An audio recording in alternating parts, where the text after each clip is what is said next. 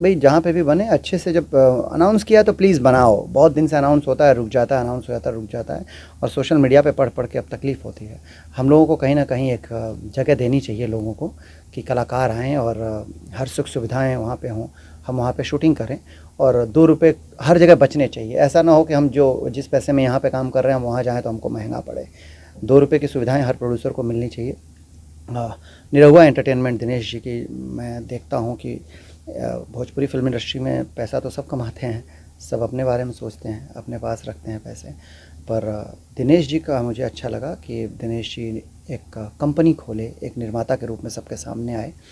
एक निर्माता के सर पे 50 जिम्मेदारियां होती हैं। अभिनेता एक सेट पे आता है, काम करता है, चला जाता है अपना पैसा लेके, बट एक निर्माता के लिए इतनी बड़ी जिम्मेदारियां होती हैं, फिल्म बनाने में, पैसा खड़ा करने में, उसके लिए पैसा अरेंजमेंट करने में। कुल मिला के इतना कहना चाहूँगा कि एक निर्माता 50 घर के चूल्हे को जलाता है, तो ये जिम्मेदारी बहुत बड़ी जिम्मेदारी होती है निर्माता की।